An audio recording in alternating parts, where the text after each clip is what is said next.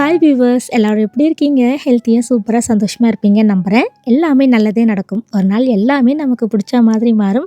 So அது வரைக்கும் உடம்ப ஹெல்த்தியாகவும் மனசை சந்தோஷமாகவும் வச்சுக்கோங்க. இந்த வீடியோவில் பியூபர்ட்டி ஃபங்க்ஷனுக்கான get ready with me and அன்னைக்கு டே எப்படி போச்சுன்னு தான் பார்க்க போகிறீங்க. ஆக்சுவலி ஃபங்க்ஷன் முடிஞ்சு 1 மந்த் கிட்ட ஆயிடுச்சு. வீடியோ தான் லேட்டு.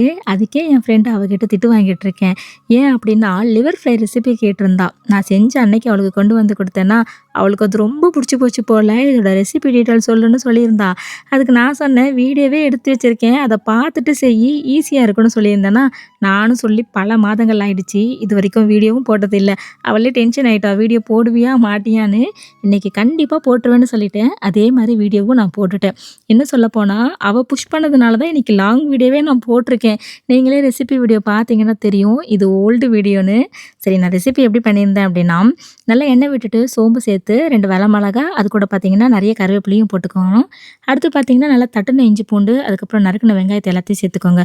முக்கியமாக பூண்டு தோலோடு தான் இருக்கணும். எல்லாம் நல்லா வதங்கி வந்ததும் லிவர் எல்லாத்தையும் சேர்த்துக்கணும். இப்போ இது கூட நல்லா மஞ்சள் தூளும் உப்பும் போட்டுட்டு எண்ணெயிலேயே ஒரு 2 நிமிஷம் வதக்கி மூடி போட்டுருங்க.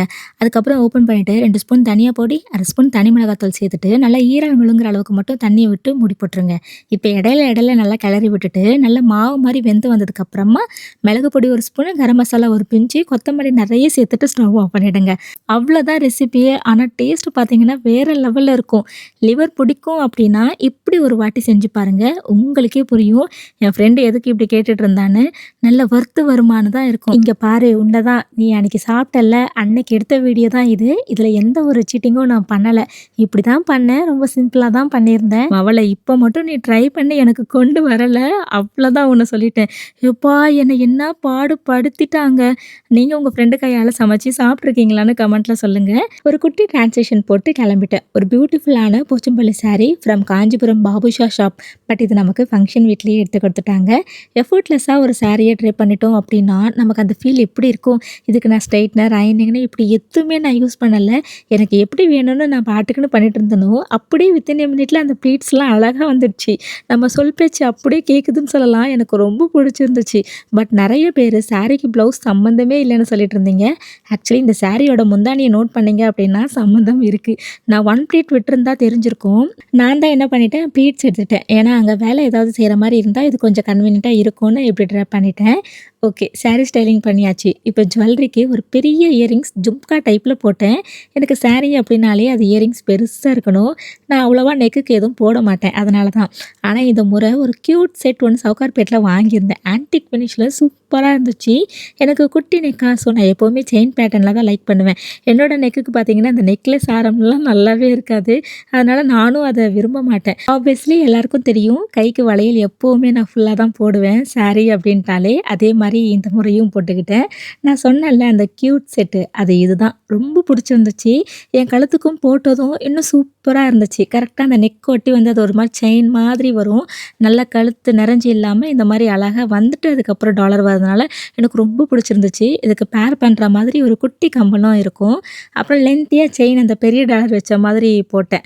அதையும் போட்டு முடிச்சுக்கிட்டேன். எனக்கு அதுவும் ரொம்ப பிடிச்சிருந்துச்சு. நம்ம சேனலில் பெருசாக எந்த ஒரு சாரீ வீடியோலையும் நான் நெக்குக்கு எந்த ஒரு செட்டும் போட்டிருக்க மாட்டேன். பட் இந்த வாட்டி எல்லாத்தையும் நம்ம கவர் பண்ணுறோன்னு நல்லா காதுக்கு, கழுத்துக்கு, கைக்குன்னு சூப்பராக ஜுவல்லரி எல்லாம் போட்டாச்சு. ஹேர் ஸ்டைல் பார்த்தீங்கன்னா ஹஸ்பண்ட் வந்துட்டு ஃப்ரீயாக விட சொல்லிட்டாங்க. ஸோ அதையும் அப்படியே மாற்றிக்கிட்டேன். நம்ம சாரீ தான் கட்டிகிட்ருக்கோமானே தெரியல, அவ்வளோ ஒரு லைட் வெயிட். அப்படி இந்த சாரியை கட்டிட்டு ஒரு ஹோல் டே அப்படியே பம்பரை மாட்டு சுற்றி வேலை செஞ்சாலும் எப்படா இந்த சாரியை கழட்டி போடுவோன்னு தோணவே தோணாது. அதுதான் இதோட ஸ்பெஷலே. நான் ஃபஸ்ட் டைம் இந்த போச்சம்பள்ளி சாரியை வியர் பண்ணியிருக்கேன். தேங்க்ஸ் டு பிரியாக்கா, அக்காவோட செலெக்ஷன் தான் இது. நல்லா குட்டி குட்டியாக ப்ளீட்ஸாக சூப்பராக வந்துருந்துச்சு. ஆனால் நான் தான் பார்டர் பெருசாக இருக்கிறதுனால நல்லா ப்ராடாக ப்ளீட்ஸ் எடுத்துக்கிட்டேன். இதுதான் எனக்கும் பிடிச்சிருந்துச்சு. என்ன தான் நம்ம ஆரி ஒர்க் போட தெரிஞ்சவங்களாம் இருந்தாலும் நம்ம ப்ளவுஸுக்கு நம்மளே ஆரி ஒர்க் பண்ணி போடுறவங்கலாம் ரொம்ப கம்மி தான். நிறைய கஸ்டமருக்கு ஆரி ஒர்க் பண்ணி கொடுப்போம். பட் அவங்களுக்குன்னு ஒரு டிசைன் செலக்ட் பண்ணி அதுக்கு டைம் ஸ்பெண்ட் பண்ணி போடுறதெல்லாம் ரொம்ப கம்மி தான் நினைக்கிறேன். இது இந்த ஒரு விஷயத்தில் மட்டும் இல்லை, எல்லா விஷயத்துலையும் எல்லாரும் அப்படி தான் இருக்கும்.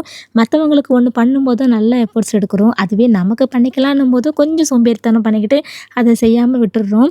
ஆனால் இது எல்லாமே ஆஃப்டர் மேரேஜ், ஆஃப்டர் டெலிவரி, குட்டீஸ், ஹஸ்பண்ட், ஃபேமிலின்னு வந்ததுக்கப்புறம் தான் இப்படி ஆயிடுறோமா என்னன்னு தெரியல. அவங்களுக்குன்னு பார்த்து பார்த்து பண்ணி டயர்டாகி நம்மளே அப்படியே விட்டுடுறோம்னு நினைக்கிறேன். ஆனால் நான் எப்படின்னா மற்றவங்களுக்கு பண்ணும்போதும் செலவு பண்ண யோசிக்க மாட்டேன். எனக்குன்னு பண்ணிக்கும் போதும் கொஞ்சம் யோசித்து இல்லை வேண்டான்னு விட்டுருவேன். மற்றவங்களுக்கு ஆசையாக அவங்களுக்கு பிடிச்ச ஒன்றை வாங்கி கொடுப்பேன். ஆனால் எனக்குன்னு பிடிச்ச விஷயத்த செய்யவோ வாங்கிக்கவோ அதை போட்டு அனுபவிக்கவோ மாட்டேன். ஆசைப்படுறதோட சரி. இந்த விஷயம் வந்து பார்த்திங்கன்னா என் ஹஸ்பண்ட்க்கு என்கிட்ட பிடிக்கவே பிடிக்காது. முதல் மாதிரி இல்லாமல் இப்போ தான் என்னை கொஞ்சம் நானே திருப்திப்படுத்திக்கிறேன். அதுக்கு எக்ஸாம்பிள் தான் இந்த ஆரி ஒர்க் ப்ளவுஸு. எனக்கும் இந்த மாதிரி ஆரி ப்ளவுஸ் சூப்பராக நெக் டிசைன் வச்சு நல்லா பேட்டர்ன் ஒர்க்கு ப்ளவுஸ்லாம் பண்ணி போடணும் அப்படின்னு ப்ளவுஸ் ஸ்டிச்சிங் ப்ரைஸ்லாம் கேட்டதும் ஐயோயோ இவ்வளோ வேலையா வேண்டாம்ப்பா, சிம்பிளாக ரவுண்ட் நெக் வச்சு சிம்பிளாக பஃப் ஸ்லீவ் வச்சு முடிச்சிக்கலாம், இல்லையா வேறு எதோட ப்ளவுஸாவது வச்சு நல்லா மேட்ச் பண்ணி போட்டுக்கலான்னு இருந்துருவேன். இதுக்காகவே ஹஸ்பண்ட் சொல்லுவாங்க, பேசாமல் எதுக்கு நீ அதெல்லாம் கற்றுக்கக்கூடாது, நீ கற்றுக்கிட்ட அப்படின்னா உனக்கு பிடிச்ச மாதிரி போட்டுக்கலாம்ல, நம்மளும் ஸ்டிச் பண்ணி ஏர்ன் பண்ணலாம்ல, ஸோ உனக்கு பிடிச்சிருந்தா நீ கிளாஸ்க்கு போ, நான் மிஷினுக்கு இன்வெஸ்ட் பண்ணுறேன் சொல்லி எல்லாம் வாங்கி கொடுத்துட்டு எனக்கு பிக் சப்போர்ட்டாக நான் இருக்கேன் நீ பண்ணுன்னு சொன்னதுனால டெய்லரிங், ஆரி ஒர்க், எம்ப்ராய்டரின்னு எல்லாமே கற்றுக்கிட்டேன். எதுக்கோ ஸ்டார்ட் பண்ணி எங்கேயோ கொண்டு வந்து நிற்கிறேன்ல, தெரியல சொல்லணும்னு தோணுச்சு. மார்னிங் பிரேக்ஃபாஸ்ட்டு வேப்பம்பட்டில் தான் வந்ததும் அண்ணி பிரேக்ஃபாஸ்ட் வச்சு கொடுத்தாங்க. சாப்பிட்டுட்டு மண்டபமுக்கு வந்துட்டோம். இங்கே நாங்கள் எல்லோரும் ஒரே மாதிரி சாரியில் பார்த்ததும் எனக்கு ரொம்ப ஹாப்பியாகிடுச்சு. இன்னும் நிறைய பேர் இருக்காங்க, அவங்க எல்லாம் அப்படி அப்படியே வருவாங்க. ஆல்ரெடி ஷார்ட்ஸ் வீடியோவில் பார்த்துருப்பீங்க தண்ணி ஊற்றுற ஃபங்க்ஷன். இது வந்து பார்த்திங்கன்னா மண்டபம் பிடிச்சி எல்லாருக்கும் சொல்லி பெரிய ஃபங்க்ஷன் மாதிரி பண்ணது.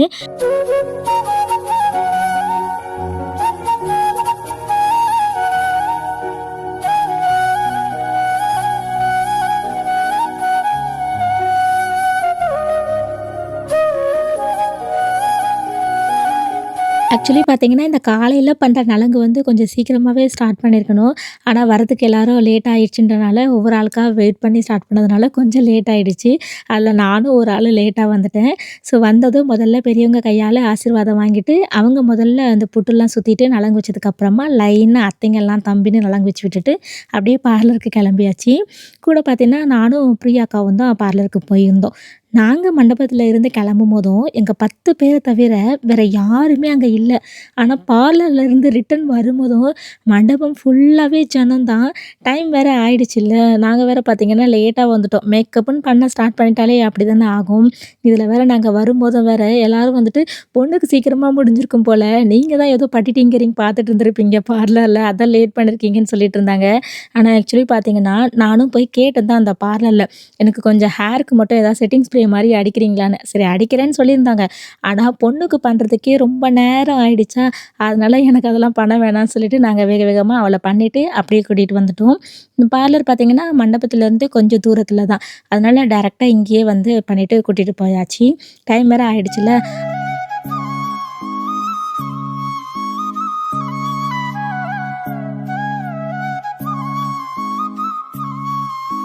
அப்புறம் வேக வேகமா மத்த அரேஞ்ச்மெண்ட்ஸ் எல்லாம் பண்ண ஆரம்பிச்சுட்டாங்க. உள்ள என்ட்ரி ஆனது தான் லைக் தாய்மாமன் சீர், மாலை மாத்துறது, அப்புறம் தட்டு வச்சு கொடுக்குறது இதெல்லாம் பண்ண ஸ்டார்ட் பண்ணிட்டாங்க. அவ்வளோதாங்க. அப்ப எல்லாரும் பிஸி ஆனது தான். அதோட லாஸ்ட் வரைக்கும் எல்லாருமே பிஸியா தான் இருந்தோமே. வெல்கம் ட்ரிங்க்குக்கு பார்த்தீங்கன்னா, ரோஸ் மில்க் வச்சிருந்தாங்க. பொண்ண ஸ்டேஜ்ல நிக்க வச்சுட்டு நான் ரோஸ் மில்க் குடிக்க வந்துட்டேன். அவ கூட பிரியாக்கா இருந்தாங்க. நானாவது மார்னிங் வந்து பிரேக்ஃபாஸ்ட் சாப்பிட்டுட்டேன். பிரியாக்கா எதுவுமே சாப்பிடல போல. அப்படியே மண்டபத்துக்கு வந்தாங்க. அங்கருந்து அப்படியே பார்லருக்கு வந்துட்டோம். இப்படி எதுவும் சாப்பிடாம அங்க இங்கேன்னு அலைஞ்சதுனால அக்காவுக்கு பசி எடுக்க ஆரம்பிச்சிச்சு. அப்புறம் நான் ரோஸ் மில்க் குடிச்சிட்டு அக்காவுக்கும் கொண்டு போய் கொடுத்தேன். அது குடிச்சதுக்கு அப்புறம் தான் கொஞ்சம் ஆக்டிவே ஆனாங்க. எல்லாரும் தட்டு வச்சு கொடுத்துட்டாங்க. நான் தான் அன்னைக்கு எதுவும் கொடுக்கல. தண்ணி ஊத்துறப்போ ட்ரெஸ் வச்சு கொடுத்துருந்தேன். அந்த ட்ரெஸ் பார்த்துருப்பீங்க ஷார்ட்ஸ் வீடியோவில். பட் இன்னைக்கு கொடுக்க வேண்டிய ட்ரெஸ் பார்த்தீங்கன்னா, நான் ஆன்லைனில் போட்டேன்னா அது எனக்கு வரவே இல்லை. ஃபங்க்ஷன் முடிஞ்சு நெக்ஸ்ட் டே தான் வந்துச்சு. சரி அடுத்த கோவில் ஃபங்க்ஷனுக்கு போவோம், அப்போ கொடுத்துக்கலான்னு வச்சுருக்கேன். எல்லாம் நல்லபடியாக முடிஞ்சதும் ஃபைனலாக ஆர்த்தி சுற்றி முடிச்சுட்டு எல்லாரும் ஒரு சீட்டில் வந்து உட்காந்தாச்சு. நாங்களும் பிஸி ஆகிட்டோமா. நம்ம சின்ராசு அப்புறம் நம்ம தம்பிங்க எல்லாரும் டைனிங் ஏரியாவுக்கு போயிட்டாங்க சர்வ் பண்ணுறதுக்காக. அதனால் சரியாக என்னென்ன சாப்பாடு போட்டாங்க அப்படின்றது சில விஷயங்கள் எதுவுமே நான் ப்ராப்பராக எடுக்க முடியல வீடியோ.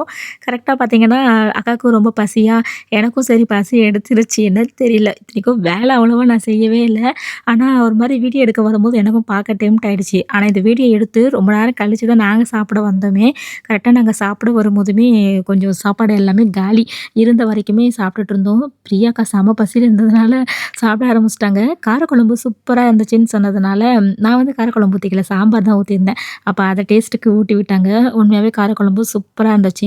ஆனா பார்த்தீங்கன்னா, தண்ணி ஊத்துற ஃபங்ஷன் அன்னைக்கு ஒரு சாப்பாடு போட்டாங்க. அந்த சாம்பாரு, சாப்பாடு எல்லாமே எனக்கு ரொம்ப பிடிச்சிருந்துச்சு. அதோட டேஸ்ட்டே என்னமோ ஏதோ கோவில் விசேஷத்தில போய் சாப்பிட்டா மாரி இருந்துச்சு. அந்த அளவுக்கு நல்லா இருந்தது. அடுத்து ஃபங்ஷன் முடிஞ்சதும் நாங்க அப்படியே பார்த்தீங்கன்னா, அஜய்யும், சாயியும் கூட்டிட்டு வீட்டுக்கு வந்துட்டோம். என் ஹஸ்பண்ட் பசங்கள வச்சு செஞ்சுட்டாரு. அவங்களும் வெட்கத்துல அப்படியே குளிச்சுட்டானுங்க. அப்படி என்ன சொல்லி வெட்கப்பட வச்சிருப்பாருன்றது அது ஒரு சீக்ரெட் தான். இது நம்ம சென்ட்ராசு பசங்ககிட்ட எப்பவுமே பேசுற ஒரு கான்வர்சேஷன் தான். அது ஒரு பக்கம் ஜாலியா என்டர்டெயின்மெண்ட்டா இருந்துச்சு. ஃபைனலா பார்த்தீங்கன்னா, அவ்வளவா நான் ஃபோட்டோஸ் எதுவுமே எடுக்கல. ஏன்னா எல்லாரும் ரொம்ப பிஸியா இருந்துட்டோம்ல. சரின்னு சொல்லி வீட்டுக்கு வந்துட்டு ஒரு 4, 5 பிக்ஸ் மட்டும் கொஞ்சம் அங்கங்க செடிகிட்ட நின்னு ஒரு ஃபோட்டோஸ்லாம் எடுத்தேன். அப்புறம் ட்ரெஸ்லாம் சேஞ்ச் பண்ணிட்டு அங்கேருந்து நம்ம வீட்டுக்கு கிளம்பியாச்சு. சாயும், அஜய் குட்டியும் ரொம்ப ஃபீல் பண்ணாங்க. நாங்க அங்க ஈவினிங் வரைக்கும் ரொம்ப நேரம் இருப்போம். ஸோ கிரவுண்டுக்குலாம் போய் கிரிக்கெட்லாம் விளையாடலான்னு சொல்லி தான் மண்டபத்துலேருந்து சீக்கிரமா வந்தது. பட் அக்கா வீடு கிளம்பவும் நாங்களும் கூடவே கிளம்பிட்டோமா, சின்ராசும் பார்த்தீங்கன்னா ஃபங்க்ஷன் எதுவுமே சாப்பிடல. கொஞ்சம் ஃபுட்டுக்கு தட்டுப்பாடு ஆயிடுச்சு. சின்ராசு மட்டும் சாப்பிடாமலாம் இல்ல. ஃபேமிலியில நானு, பிரியாக்கா, சஞ்சு மட்டும் தான் சாப்பிட்டோம்னு நெனைக்கிறேன். மீதி யாருமே சாப்பிடல போல. பட் வந்தவங்க எல்லாருக்குமே சாப்பாடு இருந்துச்சு.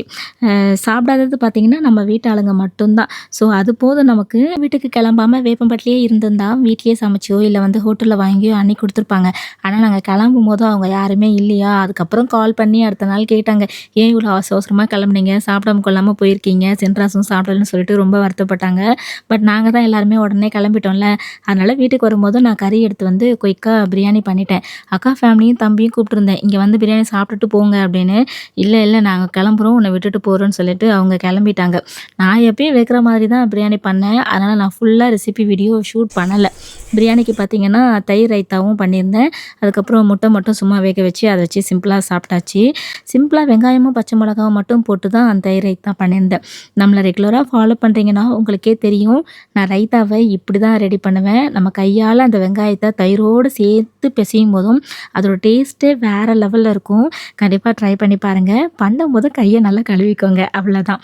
நம்ம வீட்ல ஃப்ரிட்ஜ்ன்னு ஒண்ணு இருக்கிறது தான் பேரு. ஆனா ஐஸ் கியூபு, ஐஸ் வாட்டரோ இதுவரைக்கும் அவ்வளவா நான் வச்சதே இல்ல. எல்லாமே நம்ம சின்ராஸால தான் வைக்க மாட்றேன். அவருக்கு பார்த்தீங்கன்னா, உடனே கோல்ட் ஆயிடும். இந்த ஐஸ் வாட்டர் இருந்தா போதும், அத தான் குடிச்சிட்டே இருப்பாரு. அதனால தான் வைக்கிறது இல்ல. ஆனா பார்த்தீங்கன்னா, இந்த சம்மர் டைம்ல எனக்கும் ஐஸ் வாட்டர் குடிக்கணும்னு தோணும். நம்ம ஐஸ் வாட்டர் வந்துட்டு இப்ப நார்மல் தண்ணி எப்படி அண்ணாந்து குடிச்சிடுறோம். அந்த மாரி ஐஸ் வாட்டர் அண்ணாந்து குடிச்சிட்டோம் அப்படின்னா, உடனே வந்துட்டு அந்த த்ரோட்ல ஏதோ ஒரு இன்ஃபெக்ஷன் ஆன மாரி ஆயிடுது. அதனால தான் மோஸ்ட்லி ஐஸ் வாட்டரே வைக்கிறதில்ல. எனக்காவது பரவால்ல, கொஞ்சம் நாள் கழிச்சு தான் ஆகும். சின்ராஸுக்கெல்லாம் இப்ப குடிச்சாரு அப்படின்னா, 1 ஹவர்லயே வந்துட்டு காட்டிடும். தொண்டை கரகரன்னு ஆயிடும். எதுக்கு அப்படின்னு சொல்லி தான் வைக்கல. ஆனா பார்த்தீங்கன்னா, இந்த கிர்னி பழம் ஜூஸ் போடலான்னு பார்த்தேன். ஆனா ஐஸ் கியூபும் இல்ல, ஐஸ் வாட்டரும் இல்ல. ஸோ இத என்ன பண்றதுன்னு சொல்லிட்டு நல்லா ஃப்ரூட்ஸ் எடுத்து கொஞ்ச நேரம் ஃப்ரீஸ் பண்ணி, அடுத்து நம்ம ஜூஸ் போட்டுக்கலாம்னு சொல்லிட்டு, அத தான் கட் பண்ணி கொஞ்சம் கொஞ்சமா எடுத்து வச்சிருந்தேன். பிரியாணியும் ரெடி ஆனதும் நாங்களும் என்ன பண்ணிட்டோம், சாப்பிட்டதும் அப்படியே தூங்கிட்டோம். அப்படி ஒரு தூக்கங்க. நைட்டு தான் எழுந்தோமே, நைட்டுக்கும் அதே பிரியாணி தான் வச்சு சாப்பிட்டாச்சு. நெக்ஸ்ட் டே இந்த கிர்னி பழத்த ஃப்ரீஸ் பண்ணி வச்சிருந்தேன்ல, அத வந்து நான் நெக்ஸ்ட் டே தான் எடுத்துட்டு குடிச்சேனே. சரி சில்லுன்னு குடிப்போன்னு அத மேஷ் பண்ணி லைட்டா சுகர் மட்டும் ஆட் பண்ணி குடிச்சேன். இந்த டேஸ்ட் வந்து பார்த்தீங்கன்னா, எங்களுக்கு ரொம்ப பிடிக்கும். இத விட பார்த்தீங்கன்னா, இந்த மில்க் ஊத்திட்டு நல்லா மில்க் ஷேக் மாரி குடிக்க சூப்பரா இருக்கும். டேஸ்ட்டா இருக்கும். ஆனா பார்த்தீங்கன்னா, இது வந்து ரா ஃப்ரூட்ஸோட சாப்பிட நல்லாயிருக்கும். நான் கிர்னி பழத்த அப்படியே ஜஸ்ட்டு நல்லா கட் பண்ணிட்டு, சர்க்கரையில தொட்டு தொட்டு சாப்பிடுவேன். சின்ன பசங்க மாரி சாப்பிடுவேன். எனக்கு வந்துட்டு ரொம்ப பிடிக்கும். பாருங்க பிரியாணி எவ்வளோ பொல பொலன்னு வந்துச்சு. சூப்பரா சாப்பிட்டேன் அன்னைக்கு பிரியாணி.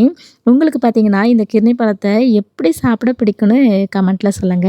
ஜான் மந்த் பார்த்தீங்கன்னா, என்னோட பர்த்டேவோட லாங் வீடியோ போட்டிருந்தேன். அதோட இப்ப தான் நான் லாங் வீடியோ பக்கமே வரேன். ஆல்ரெடி 2 லாங் வீடியோக்கான ஃபுட்டேஜ் இருக்கு நம்மகிட்ட. ஒண்ணு பார்த்தீங்கன்னா, அண்ணா வீட்டு பால் காய்ச்சி ஃபங்ஷன் 2025ல நடந்தது. இன்னொன்னு பார்த்தீங்கன்னா, 2025 மேல பெரியப்பா ஃபேமிலிஸ் அக்கா, அக்கா பிள்ளைங்க, அண்ணி, அண்ணன் பிள்ளைங்கன்னு எல்லாரும் வந்திருந்தாங்க. அந்த வீடியோவும் இருக்கு. போடலாமா? வேண்டாமான்னு ஒரே கன்ஃப்யூஷன்லயே அந்த 2 வீடியோவும் விட்டுட்டேன். ஏன்னா, அதில ஒரு சில முக்கியமான ஃபுட்டேஜஸ் எல்லாமே மிஸ் ஆயிடுச்சு. அதனால தான் அத ஹோல்ட் பண்ணியிருந்தேன். பட் இப்ப டிசைட் பண்ணிட்டேன் போட்டுறலான்னு. ஸோ அடுத்த வீடியோ அதுக்கான வீடியோவா தான் இருக்கும்னு நினைக்கிறேன். இந்த வீடியோ பிடிச்சிருந்தா லைக் பண்ணுங்க, கமெண்ட் பண்ணுங்க. மறக்காம நம்ம சேனல்ல சப்ஸ்கிரைப் பண்ண மறந்துடாதீங்க.